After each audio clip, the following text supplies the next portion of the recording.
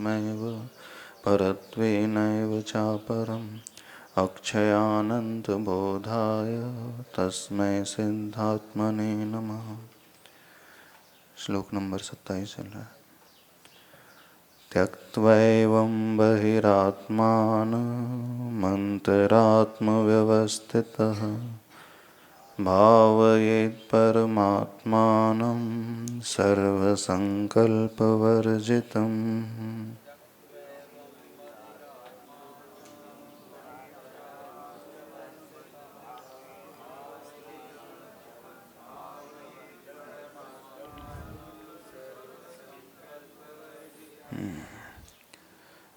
यह अंतरात्मा जीव परमात्मा कैसे बनता है, उसका रास्ता इस श्लोक में बता रहे हैं।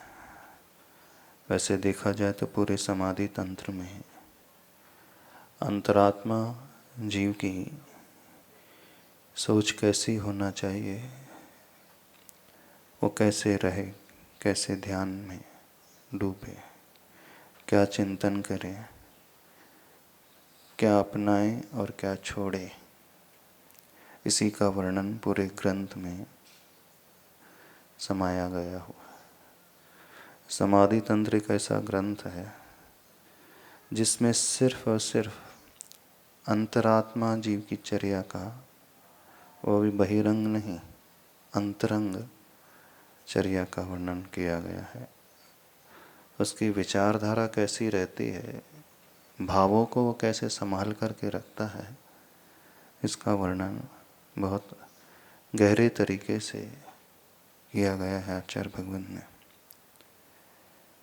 बड़ी सूक्ष्म सूक्ष्म जो परिणति, जहाँ से व्यक्ति स्खलित होने लगता है, उन सारी सूक्ष्म परिणतियों को पकड़ करके वे सावधान करते हैं और कौन सा रास्ता अपनाना ताकि जहाँ से विकल्प पैदा हो जाते हैं उससे वह ऊपर उठ सके। यही वर्णन लगभग पूरे ग्रंथ में आदि से लेकर अंत तक समाहित किया गया है। अब श्लोक नंबर 27 में बता रहे हैं कि वह अंतरात्मा कैसे परमात्मा हो जाता है। त्यक्त्वा एवं बहिरात्मानम, जब संधि विच्छेद करेंगे त्यक्त्वा एवं का अर्थ क्या निकलेगा, त्यक्त्वा एवं। त्यक्त्वा का अर्थ होता है त्याग करके, छोड़ करके। एवं इस प्रकार, तो क्या छोड़ना है, क्या छोड़ करके कहा जा रहा है, बहिरात्मानम। बहिरात्मानम, उस बहिरात्मा का जो स्वभाव होता है, उस बहिरात्मा के स्वभाव को छोड़ करके अंतरात्मा व्यवस्थित, उसे छोड़ करके वह अंतरात्मा में व्यवस्थित हो जाता है। तो बहिरात्मापना क्या कहलाता है, दो दृष्टि से समझाया गया, एक स्थूल दृष्टि से और एक सूक्ष्म दृष्टि से। यदि छड़ाला पढ़ा हो, पढ़ा है ना, क्या वर्णन आता है, बहिरात्मा का लक्षण कौन सा होता है, जो मिथ्या दृष्टि जीव होता है वो बहिरात्मा माना जाता है। शरीर और आत्मा को जो एक गिनता है वो बहिरात्मा माना जाता है। शरीर के जन्म में ही अपना जन्म जो मान लेता है वो बहिरात्मा होता है। शरीर के मरण से जो अपना मरण स्वीकार कर लेता है, धारणा बना लेता है कि मेरा मरण अर्थात इस आत्मा का मरण हो गया, उसकी दृष्टि, बहिरात्मा की जो दृष्टि होती है मात्र देह आश्रित दृष्टि होती है। ये थोड़ी सी सूक्ष्म बहिरात्मा की पहचान है। और स्थूल पहचान जो होती बहिरात्मा की कौन सी होती है, जो बाहर दिखलाई देने वाले पर पदार्थ हैं उनमें भी वो ऐक्य की दृष्टि को रखता है। जो असद्भुत व्यवहार नय का विषय होता है, जो बाहर का परिग्रह होता है, धन, रुपया, पैसा, सोना, चांदी, घर, दुकान, प्रॉपर्टी, जो भी आप जोड़ करके रखते हैं, उस धन वैभव में अपनेपन की कल्पना जिसकी हो जाती है, होती है कि नहीं? जो पृथक दिख रही है, भिन्न है वस्तु, फिर भी वह उसे अपनी मान रहा है। दूसरों के जन्म से अपना जन्म मानता है और दूसरों के मरण से स्वयं का मरण। ऐसा भी होता है संसार में, होता है कि घर में किसी का वियोग हो जाता है तो उस व्यक्ति का भी वियोग हो जाता है जो उसका पालन पोषण करने वाला है, माता पिता, भाई बहन आदि का। तो उनके मरने से इनका मरण कैसे हो गया, जबकि कोई तार जुड़ा नहीं है दोनों में। उसका अस्तित्व भिन्न, वो दूसरी जगह है, माँ इधर है, पिता इधर है। कोई जुड़ाव बाहर से नहीं है, कोई कनेक्शन नहीं है, लेकिन वो भीतर का कनेक्शन इतना मजबूत रहता है कि उस जीव के वियोग से यह अपना भी वियोग कर जाता है। जैसे लक्ष्मण, राम के वियोग की खबर सुनकर के लक्ष्मण के प्राण निकल गए। इतना ज़्यादा गहरा राग का, आसक्ति का भाव। जब ऐसा हो जाता है तो कहा जाता है कि दोनों में ऐक्यपना आ गया, दो भिन्न होते हुए भी एक हो गया। दो शरीर एक जान, कि एक शरीर दो जान, क्या दो शरीर एक जान, ऐसे ही ना। उसका मरण हुआ तो इसके भी प्राण निकल गए। कहने के लिए वो दो शरीर हैं, लेकिन दोनों में एक जैसे ही प्राण चल रहे हैं। जहाँ बहुत ज़्यादा लगाव हो जाता है, आसक्ति की भावना होने लगती है, प्रेम आदि राग का भाव होता है, तो वहाँ ये स्थिति होने लगती है और ये बहिरात्मा की पहचान है।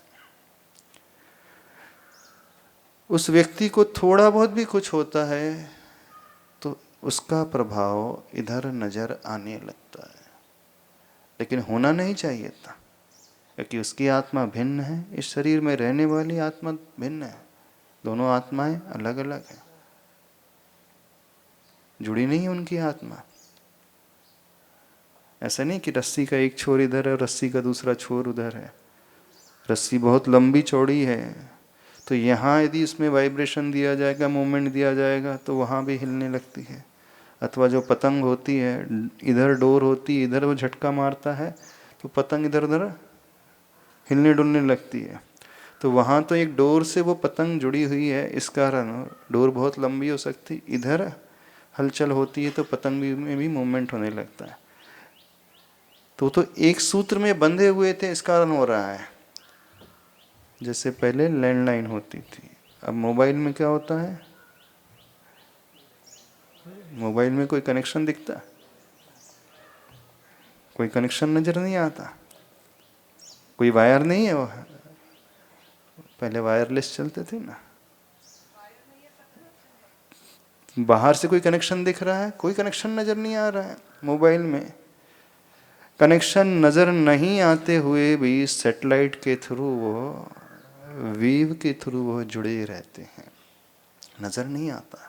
तभी तो आप यहाँ नंबर डायल करते हो और 1000 किलोमीटर दूर वो व्यक्ति बैठा है, तुरंत उसकी मोबाइल में रिंग बजने लगती है। 1000 नहीं, 10,000 किलोमीटर दूर भी हो, यूएस में, अमेरिका में भी बैठा हो, तो तुरंत वहाँ कनेक्शन जुड़ जाता है। ऐसे ही संसारी जीवों का भी कनेक्शन है। बेटा इधर है, माँ उधर है, तो बस इधर बेटे को कुछ हुआ तो माँ को भी कुछ हो जाता है। ये बहिरात्मा की पहचान। दूसरी पहचान है बहिरात्मा की, आपके घर में दुकान में चोरी हो गई तो यहाँ हार्ट फेल हो गया, हो गया, होता है क्या? अच्छा, शेयर मार्केट 1000 पॉइंट गिर जाए, 1 करोड़ का नुकसान हो जाए बैठे बैठे 10 मिनट में, तो क्या हाल हो जाएगा? जिसकी सारी जमा पूंजी जिसने शेयर मार्केट में इन्वेस्ट की थी, और एक ही दिन में नहीं 10 मिनट में पूरा साफ हो जाता है। कई लोगों ने सुसाइड कर ली, कई लोगों का ब्रेन स्ट्रोक हो गया, हार्ट फेल हो गया, सुन करके खबर। मार्केट से पैसा उठाया था 15% ब्याज से साल का, अथवा 18%, 1.5% महीने का समझ लो, 18%। बोले बहुत मार्केट भाग रहा है, हर दिन मार्केट बहुत ऊपर ऊपर छू रहा है, तो इन्वेस्ट कर लो, यहाँ से 1.5% में उठाओ, वहाँ 10% मिलने वाला है। कई लोग बर्बाद हो गए अभी शेयर मार्केट में, हो गए ना। हाँ, क्या बोला आपने? हाँ, बनिया फूल गुलाब का, धूप पड़े मुरझाए, पत्थर मारे नहीं मरे, मंदी होए तो मर जाए। हाँ, पत्थर मारने से नहीं मरता है, मंदी होने से ही मर जाता है। बनिया ऐसा गुलाब का फूल है। हाँ। तो ये जो परिवर्तन उसके शरीर में हो रहा है, शरीर में परिवर्तन बाद में होता है, इफेक्ट बाद में पैदा होता है, उसके मन में इफेक्ट पहले पैदा हो जाता है। उसे शौक लगता है, अरे गए 1 करोड़ गए, और वो भी चला जाता है। यदि किसी को हार्ट फेल, फाइनेंशियल लॉस को सुन करके, चोरी को सुन करके, घटना को सुन करके, वो पार्टी दिवालिया हो गई, 50 लाख लेना था, ब्याज पे पैसे चला करके थे, मार्केट से उठा करके जो ब्याज का धंधा करते हैं, एक पार्टी दिवालिया हो गई तो देखो, या तो वो भी हाथ खड़े कर देते हैं, जो ज़्यादा सेंटिमेंटल होता है तो वो चला ही जाता है, निपट जाता है। कैसे निपट रहा है वो? इतना ज़्यादा जुड़ाव, आसक्ति धन के प्रति। हाँ, क्रिप्टो करेंसी, कोई भी उसमें ले लो, तो ये वहाँ फ्लक्चुएशन मार्केट में हो रहा है, लेकिन उसके हार्ट बीट में फ्लक्चुएशन थ्रू यहाँ हो जाता है। तो ये जड़ वस्तु को लेकर के जो परिणामों में उथल पुथल बहुत ज़्यादा होती है, ये किसके भीतर होती है? बहिरात्मा अर्थात मिथ्या दृष्टि जीव की भीतर ऐसी होती है। एक किसी चेतन को लेकर के परिणामों में उथल पुथल हो रही है, अन्य जीव को लेकर के हो रही, तो ये भी बहिरात्मा की पहचान है। सिद्धांत ग्रंथों के अनुसार बहिरात्मा कौन कहलाता है? जो देव गुरु शास्त्र के ऊपर श्रद्धा न करके, कुदेव को गुरु को शास्त्र को मानता है, सच्चे देव गुरु शास्त्र को न मान करके गलत जगह श्रद्धान पैदा कर लेता है, तो वो मिथ्या दृष्टि जीव कहलाता है। पर वो बहुत स्थूलता है। यहाँ सिर्फ परिणामों की अपेक्षा चल रहा है अंदर। यहाँ श्रद्धा को विषय नहीं बनाया गया अभी, यहाँ तो अपने इमोशंस को विषय बनाया जा रहा है, उसके माध्यम से समझने की कोशिश करें। तो आचार्य भगवान कह रहे हैं, एवं त्यक्त्वा बहिरात्मानम। अब यहाँ तो सभी लोगों की श्रद्धा सही है, वीतरागी देव गुरु शास्त्र के ऊपर ही श्रद्धा है, उस अपेक्षा से तो सम्यक दृष्टि है वो। लेकिन जब परिग्रह की बात आती है, मूर्छा की बात आती है, तो उस अपेक्षा से वो मिथ्या दृष्टि अथवा बहिरात्मा हो जाता है। हो जाते हो कि नहीं?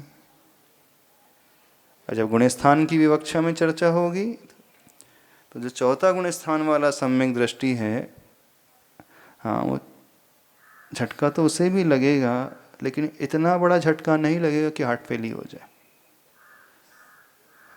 नुकसान हो गया शेयर मार्केट में, प्रॉपर्टी में इन्वेस्ट किया था, नुकसान हो जाए, कोई उसे ठग ले, अथवा घर में किसी का वियोग हो जाए, गमी हो जाए, झटका तो लगेगा, लेकिन संभाल लेगा वो।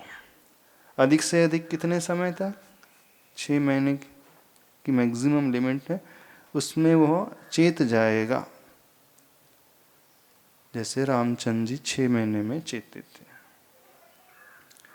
अब अणुव्रती जो होता है प्रतिमाधारी श्रावक 15 दिन में चेत जाएगा। झटका उसे भी लग सकता है, चाहे वो राग का हो चाहे द्वेष का हो। और मुनि महाराज हैं जिनकी संजलन कषाय होती है, उन्हें भी कदाचित लग सकता है, थोड़ा तात्कालिक, लेकिन वह अंतर्मुहूर्त से ज़्यादा नहीं। उससे पहले ही वो अपने आप को, अपने परिणामों को संभाल लेंगे। दूसरी विवक्षा समझे, यह नहीं माने कि हम अव्रती हैं, चौथे गुण स्थान वर्ती हैं, तो 6 महीने तक हम बहुत ज़्यादा आसक्ति कर सकते हैं, राग कर सकते हैं, द्वेष का भाव रख सकते हैं, वैर का भाव रख सकते हैं। जो लोग ये धारणा बना करके चलते हैं कि नहीं 6 महीने की हमें छूट है, तो वो भी गलत है। छूट नहीं है, वो संभाल नहीं पा रहा 6 महीने तक। सम्यक दृष्टि ये भाव आता है कि मैं कब इससे ऊपर उठूं। वह स्वीकारता है कि मेरी गलती हो रही है, वो अपने आप को सही नहीं ठहराता। और कोई गलत करके अपने आप को सही ठहरा रहा है और यह कह रहा है कि नहीं 6 महीने तक तो चल सकता है, इसका अर्थ है वो मिथ्या दृष्टि हो गया, बहिरात्मा हो गया। क्योंकि सम्यक दृष्टि गलत को गलत मानता है, अपने आप को धिक्कारता, भावना ऊपर उठने की रखता है। कई लोग होते हैं समाज में, लेकिन किसी से वैर हो जाता है, लड़ाई झगड़ा हो जाती है, आसक्ति, तो बोले 6 महीने तक तो छूट है। तो ऐसा नहीं, मानस ऐसा नहीं बनाना। जिसकी आसक्ति इतनी लंबी होगी तो वो भूल जाएगा, जैसे रामचंद्र जी भूल से गए थे, गाफिल हो गए थे। और यदि आपको इतना भान है कि 6 महीने तक छूट है, तो ये आप मिसयूज कर रहे हैं अपने ज्ञान का, इस बात को समझना। तो पहले वो स्थूल पने वाले, इन सब केसेस में जो है उसकी श्रद्धा नहीं बदल रही है। इस अध्यात्म ग्रंथ में जो बहिरात्मा का लक्षण प्रकट होता है, चारित्र मोहनी कर्म को लेकर के, यहाँ दर्शन मोहनी कर्म को गौण कर दिया जाता है। एक सही श्रद्धा करने वाला, वीतरागी देवगुरु शास्त्र को मानने वाला, चारित्र मोहनी के उदय में भी बहिरात्मा हो जाता है। तो यहाँ उस कषाय के परिणाम को लेकर के बहिरात्मा पने को घटाना अपने अपने भीतर, कि हमारा लोभ का परिणाम कितना है, हास्य का कितना है, रति का कितना है, मायाचारी का कितना है, मान का और क्रोध का कितना है। जब ऐसी विवक्षा बनाएंगे तब हम इससे ऊपर उठ पाएंगे। तो आचार्य भगवान कह रहे हैं, बहिरात्मानम एवं त्यक्त्वा, इस बहिरात्मपने के भाव को त्याग दें। तो कैसे त्यागना? पहले दर्शन मोहनी वाले बहिरात्मापने को छोड़ा था, अब चारित्र मोहनी वाले बहिरात्मापने को छोड़ देंगे। अर्थात हमारे मन में इतना राग भी नहीं रहेगा और इतना द्वेष भी नहीं रहेगा।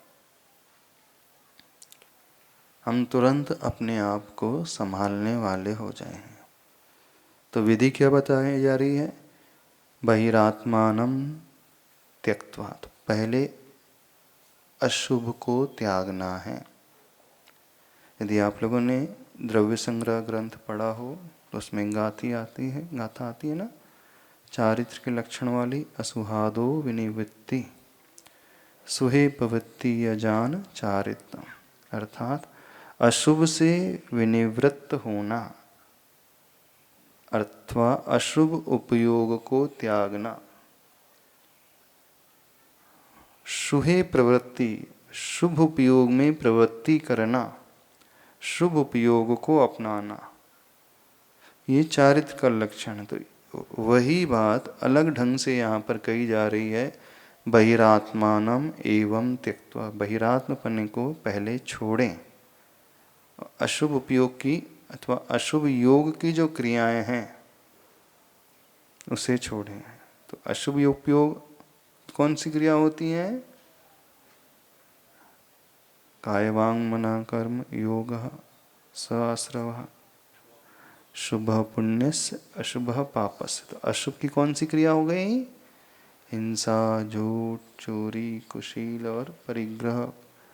5 पाप रूपी जो है, फिर काय से हो अथवा वचन से हो अथवा मन से हो, तो पहले वो उसे छोड़ेगा, अर्थात अपने व्यवहार में इतना परिवर्तन लाएगा कि मैं जो भी हिंसा संबंधी मन वचन काय से कर रहा हूँ, झूठ संबंधी, चोरी संबंधी, कुशील संबंधी अथवा परिग्रह संबंधी, तो पहले वो उसे त्यागेगा। अब इसने त्याग दिया, दूसरी स्टेप कौन सी होगी? यहाँ पे बताया जा रहा है अंतरात्मा व्यवस्थितः। अंतरात्मा पने में वो व्यवस्थित हो जाए। अंतरात्मा कौन कहलाता है? छैडाला में आई ना पंक्ति? नहीं आई? देह जीव को एक गिनत है, ये बहिरात्मा। अंतरात्मा देह को अलग गिनेगा और जीव को अथवा आत्मा को अलग गिनेगा। देह और आत्मा को वह एक नहीं स्वीकारेगा। अंतरात्मा का लक्षण देह के जन्म से स्वयं का जन्म नहीं मानेगा, देह के मरण से स्वयं के मरण को स्वीकारेगा नहीं अध्यात्म में।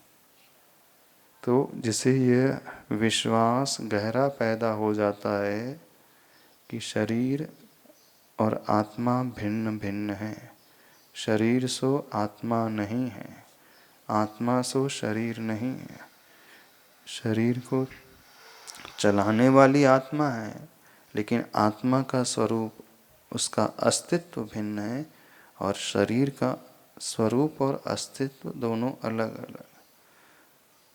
तो आत्मा के स्वरूप को वो कैसा स्वीकारेगा? अंतरात्मा रस रूप गंध वर्ण से रहित है। और शरीर का स्वरूप कैसा है? स्पर्श रस गंध वर्ण वाला, इससे सहित है। शरीर सो पुद्गल द्रव्य है और आत्मा सो जीव द्रव्य है। तो अंतरात्मा जो जीव है, यह भी विश्वास अपने भीतर रखेगा कि ये जो जीव द्रव्य है वो कभी अजीव नहीं बन सकता, और अजीव शरीर पुद्गल द्रव्य है, कभी भी जीव नहीं हो सकता। और क्या मानेगा? इस शरीर में वह आत्मा दूध और पानी की तरह संश्लेष संबंध से सहित है। जहाँ जहाँ शरीर के अवयव हैं, वहाँ वहाँ आत्मा के प्रदेश फैले हुए हैं।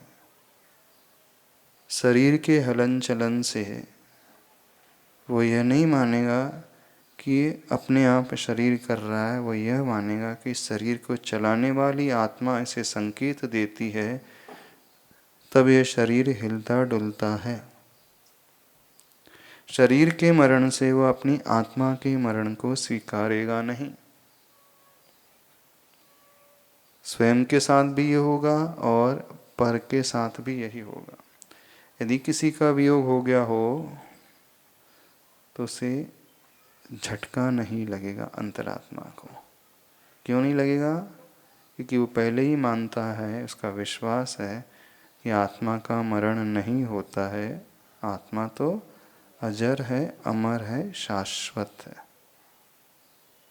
शरीर के मरण होने पर वह यह स्वीकारेगा कि शरीर तो वैसे ही सड़ने गलने वाला पूर्ण गलन स्वभाव वाला था, एक ना एक दिन तो इस शरीर को जाना ही है।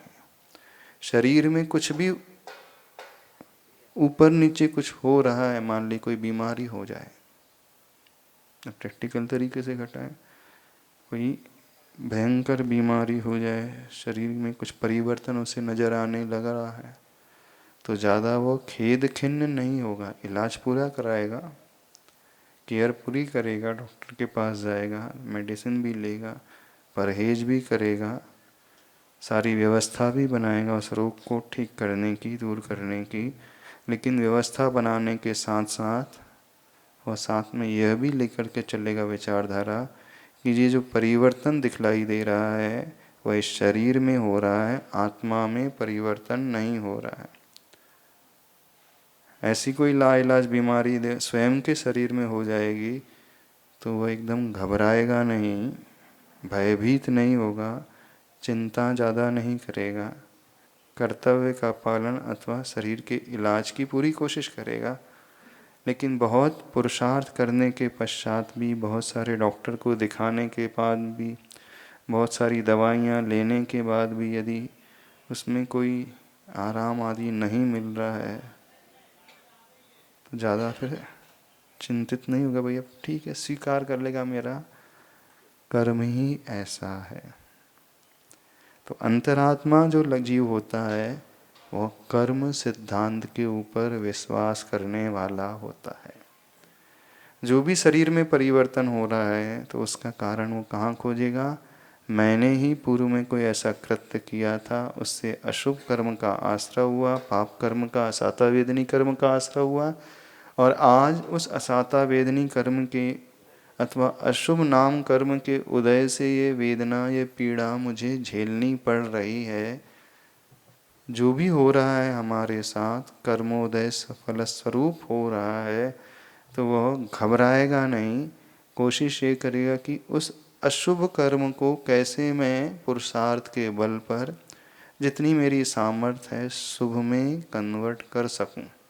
तो वो साथ साथ उस रास्ते का भी आलम्बन लेगा जिससे उसका असाता वेदनी कर्म घट कर के साता वेदनी रूप कर्म में परिवर्तित होने लगे, अथवा नए सिरे से वह साता पुण्य कर्म को बांधने लगे।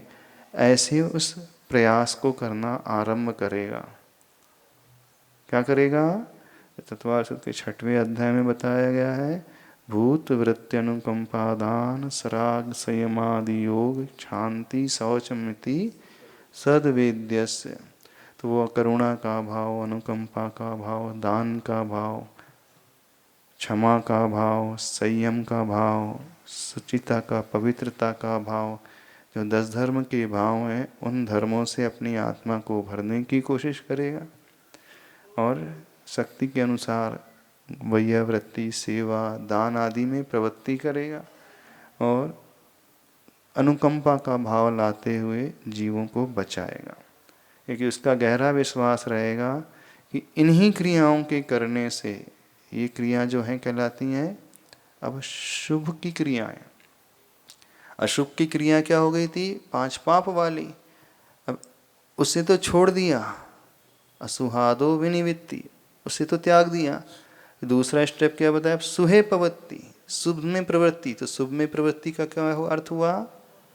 एक होता है पहला जो है बाधक कारण का वो अभाव करता है, फिर दूसरी स्टेप होती है साधक कारण को वह अपनाता है। तो बाधक कारण कौन से थे? जिनसे पाप का, अशुभ कर्म का आश्रय हो रहा था, तो सबसे पहले उसने उसे बंद किया, दरवाजों को बंद किया। फिर साधक कारण को अपनाएगा। इसका अर्थ क्या हुआ? अब जिससे पुण्य का आश्रय अच्छा होने लगे। जैसे बिजनेस में होता है, पहले क्या करते हैं व्यापारी लोग? जिससे नुकसान ज़्यादा हो रहा है सबसे पहले उस कार्य को बंद करा जाए। जिस माल का स्टॉक करने से कीमत नहीं मिल रही, सबसे पहले उससे पिंड छुड़ाया जाए। हाँ, फिर उसके बाद इनकम किस, मार्जिन किस में मिलने वाली है, उसका स्टॉक करना वो प्रारंभ करेगा। नहीं, कॉस्ट कटिंग पहले करता है। जहाँ बहुत ज़्यादा खर्चे अननेसेसरी हो रहे थे, सबसे पहले उस खर्चे को कंट्रोल करने की कोशिश करें ना। जो ही खर्चा उसने कंट्रोल कर लिया तो वही उसकी बचत सी होने लगेगी। और फिर दूसरी स्टेप, अपनी इनकम को बढ़ाने के लिए अन्य साधनों की वह तलाश करेगा, अन्य माल को भरने की कोशिश करेगा जहाँ ज़्यादा मार्जिन होती है। तो शुभ में प्रवृत्ति का अर्थ हुआ शुभ उपयोग की सारी क्रियाएं अथवा शुभ योग की सारी क्रियाएं। तो तो दान पुण्य की क्रियाओं को वो अपनाएगा। अपनाएगा कि नहीं? क्षमा के भाव को दोनों ही तरीके से, बाहर में दान पुण्य, प्रभु की भक्ति, अभिषेक, पूजन, विधान, ये क्रियाओं को करेगा जो बाहर नजर आ रही हैं। साथ में क्या? अंतरंग की शुभ की क्रियाओं को करेगा, अर्थात अपने परिणामों को अच्छा बनाने की कोशिश करेगा। तो अच्छे परिणाम कौन से? क्षमा के भाव अपने भीतर, विनय की भावना, ग्रेटिट्यूड की भावना अपने भीतर लेकर के है। लोभ को, तृष्णा को घटाने की कोशिश करेगा, संतोष गुण अपने भीतर वो लाएगा। और यदि यह भी क्षमता नहीं है तो कम से कम इतना तो करेगा, वैयावृत्ति आदि क्रियाओं में वह संलग्न हो जाएगा, सेवा भाव से जुड़ने लगेगा। जितनी उतनी उसकी सामर्थ्य है, उस सामर्थ्य के अनुरूप अच्छे कार्य को, लोक व्यवहार में जिसे कहा जाता है ह्यूमैनिटी के कार्य को, धर्म के, पुण्य के कार्य को अपनाएगा। तो ये कहलाता है शुभ में प्रवृत्ति, अर्थात अंतरात्मा की प्रवृत्ति। दो तरीके से चल रही हैं सारी क्रियाएं, पहले छोड़ेगा फिर अपनाएगा। वो अंतरात्मा में भी जो बहिरंग में दिखलाई देने वाली हैं, जिसमें से पैसे की, द्रव्य की आवश्यकता होती दान आदि में। दूसरी जो बाहर दिखलाई नहीं देती हैं लेकिन सिर्फ हमारे परिणामों के ऊपर आश्रित रहती हैं। भले ही आपके पास पैसा नहीं है जिससे आप ज़्यादा दान दे सको, कई लोग सामर्थ्यशाली नहीं होते हैं, पैसा नहीं होता, तो ठीक है, पैसा नहीं है तो कोई चिंता नहीं, लेकिन कषाय तो कम कर सकते हो कि नहीं? किसके लिए पैसे की आवश्यकता पड़ती? नहीं। क्रोध को जीतने के लिए पैसे की आवश्यकता पड़ती क्या? नहीं पड़ती ना। तो जो बहिरंग है वो हमारी सामर्थ्य के बाहर है, ठीक है, लेकिन अंतरंग तो सामर्थ्य के अंदर ही होता है। शांति का भाव लाने के लिए, क्षमा का भाव लाने के लिए करोड़पति होने की आवश्यकता नहीं। वो तो एक करोड़पति व्यक्ति भी क्षमा का भाव, शौच धर्म का, विनय का भाव, छल कपट से ऊपर उठने का भाव, सत्य को पालन करने का भाव, यानी जो 10 धर्म के परिणाम हैं अपनी आत्मा में, उन 10 धर्म के परिणामों को वो पैदा करेगा। तो उसमें उसे कोई रुपये पैसे की, सुविधाओं की आवश्यकता नहीं पड़ती। वैर छोड़ने के लिए, दूसरों को क्षमा करने के लिए बहुत सारी सुविधाएं नहीं चाहिए। तो समझ में आ रहा है? अंतरात्म व्यवस्थिता, अंतरात्म में व्यवस्थित होने का अभिप्राय क्या निकला?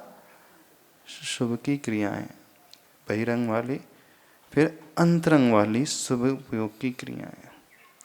श्रद्धान तो बराबर उसमें बना हुआ है, यानी चारित्र मोहिनी के उदय से जो कार्य हो रहे थे, वह जीव जो है चारित्र मोहिनी कर्म प्रकृतियों को उपशमित करने का पुरुषार्थ करेगा। यहाँ दर्शन मोहिनी की विवक्षा भी चली नहीं रही है, चारित्र मोहिनी की विवक्षा। तो जब उसका आचरण और उसकी विचारधारा ऐसी हो जाएगी तो वह जीव कहलाता है अंतरात्मा व्यवस्थिता। अब तीसरी स्टेज आ रही है, नीचे लिखा है भावयेत परमात्मानम। अब क्या करे? परमात्मा की भावना करना शुरू करे। परमात्मा की भावना कैसे करेगा? अब वह प्रभु की भक्ति करेगा। और क्या करेगा परमात्मा की भावना भाने के लिए? परमात्मा के स्वरूप का चिंतन करेगा। और क्या करेगा? परमात्मा मुझे बनना है, तद योग वह पुरुषार्थ करेगा। एकांत में बैठ कर के वह उन भावनाओं से अपने आप को भरेगा। कौन सी भावना? जिससे परमात्मा बनता है। तो कौन कौन सी भावना से परमात्मा बनता है? 12 भावना का वह चिंतन करेगा, 16 कारण भावनाओं का वह चिंतन करेगा।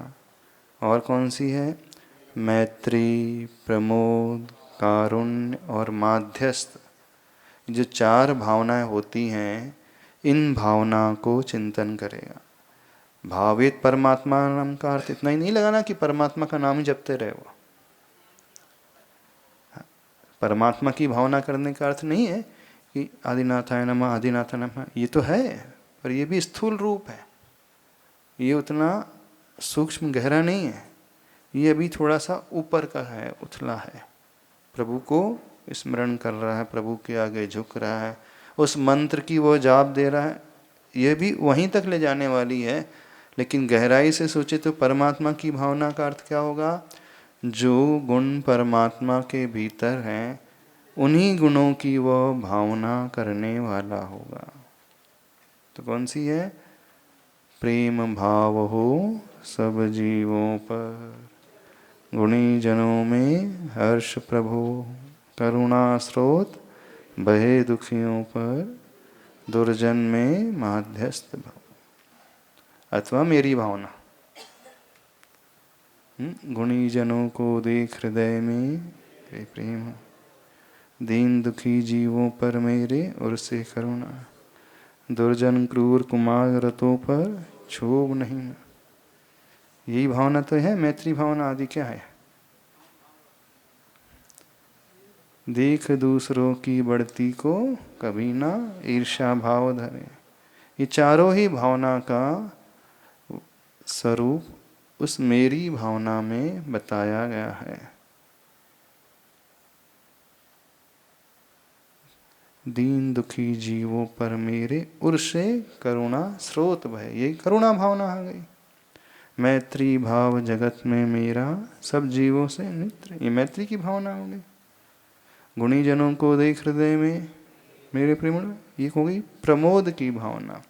और दुर्जन क्रूर कुमार व्रतों पर क्षोभ न मुझको आवे, ये हो गई माध्यस्थ की भावना। क्षोभ से उत्पन्न नहीं हो रहा है, अर्थात समता का परिणाम उन दुश्मनों शत्रुओं को देख कर के जो हमारी आज्ञा नहीं मान रहे हैं, उन्हें देख करके साम्य भाव लाने की जो चेष्टा करता है, वह कहलाता है परमात्मा की भावना को भाने वाला। समझ में आ रहा? नहीं समझ में आ रहा?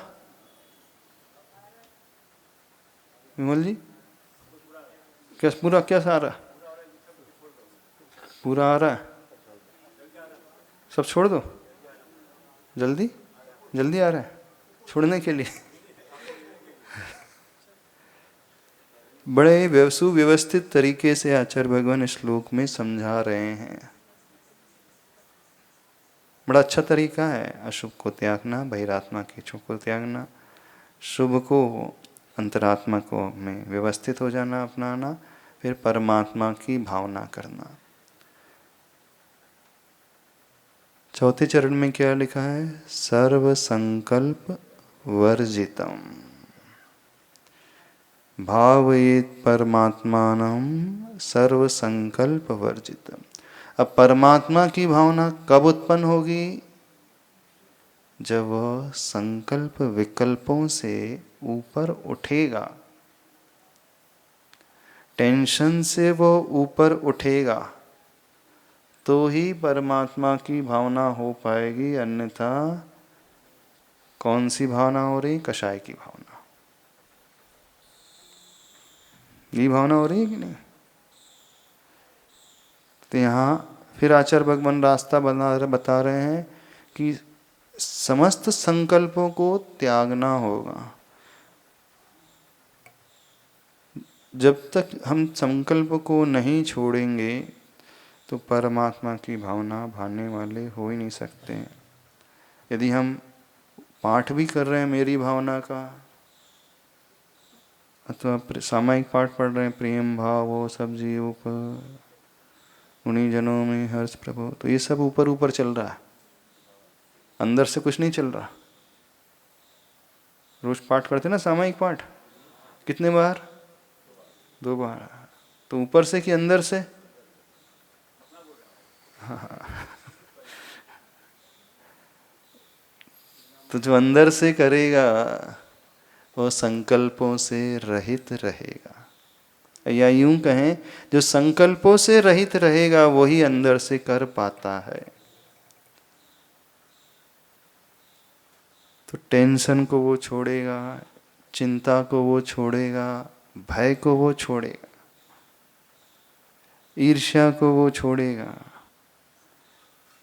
शोक की भावना है, हास्य, रति, अरति, शोक, भय, जुगुप्सा, तीनों वेद, ये 9 कषाय है ना। सर्व संकल्प वर्जितम का अर्थ क्या हुआ? जो 9 कषाय होती हैं वह उनसे ऊपर उठने की कोशिश करें। डर की भावना है, वो भय है। जुगुप्सा की भावना, ईर्ष्या की भावना हो जाती, ग्लानि की भावना है। वेद कर्म की भावना है, शोक हो रहा है, चिंता हो रही है, वही टेंशन तक पहुंच रही है, डिप्रेशन तक पहुंच रही है।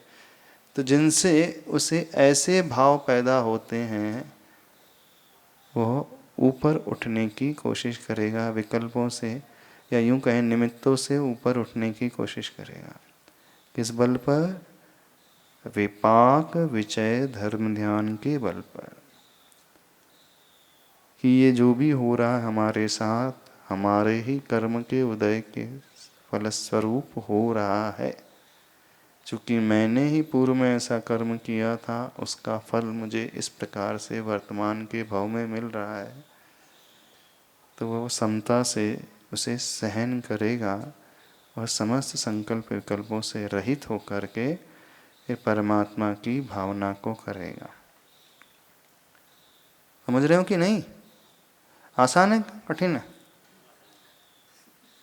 क्या आसान है? हाँ, श्लोक पढ़ना बड़ा आसान है, 27वां।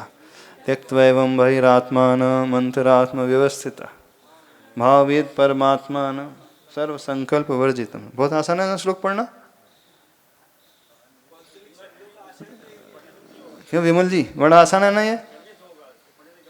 पढ़ने से कुछ नहीं होगा तो किससे होगा फिर? करने से। हाँ, तो करने से होता है। नहीं, ये जो विधि आचार्य भगवान ने बताई है वो बड़ी अच्छी विधि बताई है। तो बहुत अच्छा तरीका उन्होंने समझाया है कैसे हम पर अंतरात्मा से परमात्मा तक पहुँचते हैं। एक एक स्टेप बाय स्टेप वहाँ तक वो पहुँचा रहे हैं। यदि इस विधि के अनुसार हम अपने विचारों की परिणति बना लें तो बड़ी आसानी से धीरे धीरे उस परमात्मा के निकट नहीं, परमात्मा ही हो जाएंगे। समझ में? पहले शुभ को त्यागना है, शुभ को अपनाना है, शुभ के पश्चात परमात्मा की भावना करना है। सर्व संकल्प वर्जितम। तो मेन श्लोक का रहस्य है वो कहाँ आता है? सर्व संकल्प वर्जितम। जब तक हम इसे नहीं समझेंगे तब तक कुछ नहीं होने वाला। तो हर व्यक्ति यह पकड़ने की कोशिश करे कि मुझे संकल्प किससे होते हैं और विकल्प किससे होते हैं। संकल्प विकल्प में क्या अंतर होता है? स्वाध्याय सागर जी बताइए। हाँ हाँ, संकल्प में सम उपसर्ग है, विकल्प में भी उपसर्ग लगा है, बहुत अंतर है। कल्प तो दोनों में लगा है ना। कल्प तो दोनों में लगा है, संकल्प में भी कल्प है, विकल्प में भी कल्प है। एक में सम उपसर्ग है, एक में भी उपसर्ग है। अंतर तो है। क्यों यतीन जी, हिंदी के टीचर हो ना तुम? कल्प तो दोनों में है, तो क्या अंतर हुआ फिर संकल्प और विकल्प में? जमीन आसमान का अंतर। तो बताइए ना कौन सा अंतर हुआ? हाँ हाँ, संकल्प में बनता है, विकल्प में छूटता है। क्या छूटता है? हाँ, अच्छा, संकल्प हेलोजन विकल्प जुगनू है। अच्छा, कैलाश चंद जी की व्याख्या ऐसी है। नहीं नहीं, यहाँ पे सर्व संकल्प यहाँ पे वो संकल्प की बात नहीं चल रही है। जो संकल्प विकल्प दोनों ही यहाँ पर खराब के रूप में लिए गए हैं। मैं ऐसा हूँ, मैं वैसा हूँ, ये संकल्प की ओर। मेरा ये है, मेरा वो है, ये विकल्प के कारण। जहाँ मैं की भावना आई है वह संकल्प की ओर ले जाती है, और जहाँ मेरेपन की भावना आती है वह विकल्प की ओर जाती है। जहाँ व्यक्ति अंदर ही अंदर एकांत में अकेले रहते हुए भी फूलता रहता है, सोचते रहता है, कूलता रहता है, अभिमान से भरता रहता है, अथवा चिंतित होते रहता है, कोई कारण नहीं है, कदाचित वह संकल्प की ओर, विकल्प मेरा ऐसा है, मेरा वैसा है, ये है वैसा, तो विकल्प की ओर वो पहुंचने वाला होता है। इस हिसाब से इस श्लोक के भाव को समझने की कोशिश करें। अब आचार्य की हिंदी पढ़ते हैं। शीघ्रातिशीघ्र बहिरात्मपना विसार, अंतरात्मपन को रुचि संग धार, संकल्प जल्प व विकल्प विहीन भी हो, पश्चात सुपूज्य परमेश्वर रूप पाओ। थोड़ा सा परिवर्तन करके आचार्य भगवान ने लिखा है, शीघ्र अतिशीघ्र बहिरात्मपने को विसारना, यानी भूलना है, छोड़ना है, और उसके पश्चात अंतरात्मपन को रुचि संगधार, अंतरात्मपना जो है रुचि पूर्वक संग यानी अपने भीतर धारण करें, मजबूरी में नहीं, अरुचि से नहीं, उत्साह से सहित होकर के, इंटरेस्ट से सहित होकर के अंतरात्मपने को धारे। अर्थात जो अंतरात्मा की क्रियाएं होती हैं अथवा शुभ उपयोग की क्रियाएं होती हैं और रुचि सहित क्रिया करे, उपादेय बुद्धि से करे, हे बुद्धि से नहीं करे। हे बुद्धि समझते हो कि ना, नहीं समझते? हे बुद्धि जो होती है, अब ऊपर ऊपर फॉर्मेलिटी निभाते हुए जो व्यक्ति सारी शुभ उपयोग की क्रियाओं को करता है अथवा निपटा देता है, ऐसे ही निपटा। आप लोग अभिषेक शांति धारा कैसे करते हो? स्पीड इसमें जल्दी जल्दी आए, उठे सटे, एक कलश लिए और ढार ढार के चले गए तुरंत 2 मिनट में, ऐसे ही करते कि नहीं? लास्ट मोमेंट में जब समाप्त होने को है तभी पहुंचते हो और सबसे पहले निकल जाते हैं। नियम निभा रहे हैं, तो ऐसे नहीं, अंतरात्मपन को रुचि संग धार, इंटरेस्ट से सहित, उपादेय बुद्धि से, हे बुद्धि से नहीं। नीचे क्या लिख रहा है? संकल्प जल्प व विकल्प विहीन भी हो।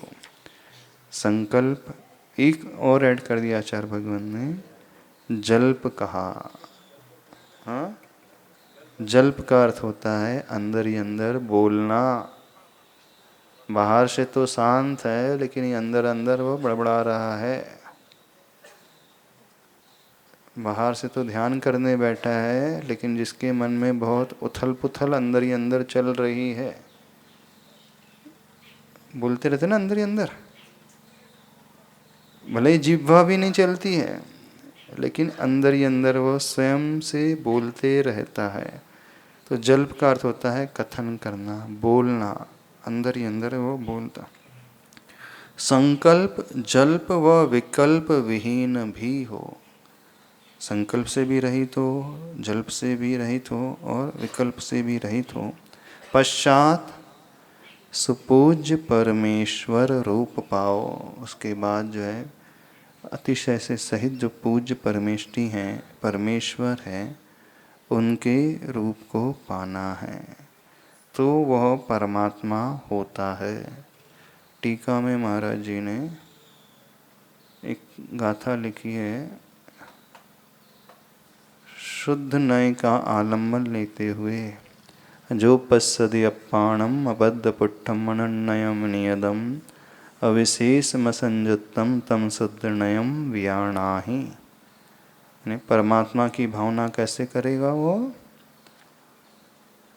आत्मा को बद्ध कर्मों से रहित, कर्मों से अस्पष्ट यानी अस्पृष्ट, कर्मों से अन्य अर्थात अनन्य, नियत विशेषता से रहित, अविशेषम असंयुक्त, किसी से संयोगपना नहीं जो है वह शुद्ध नए, उसे जानना चाहिए। जब ऐसी वो धारणा बनाएगा तो परमात्म पने को उपलब्ध हो जाएगा उस शुद्ध नए के आलंबन से। बाकी हाँ, जो पहले अशुभ का जिसने त्याग किया, शुभ को अपनाया, फिर शुभ से भी ऊपर उठने की जो भावना होती है वो परमात्मा तक पहुंचने की भावना होती है। तो शुभ करते करते भी ध्यान अवस्था में जब बैठेगा तो कैसी धारणा बनाएगा? अपनी आत्मा कैसी होती है? तो अपनी आत्मा कर्मों से बंधने वाली नहीं, अबद्ध है, अपुट्ठ, कर्म को स्पर्श नहीं कर सकती, अनन्य है, नियत है, विशेषताओं से रहित है, संयोग से ऊपर उठी है, शुद्ध है आत्मा का स्वरूप। इस रूप से वह ध्याने वाला होता है। भी बस इतना ही रखते हैं।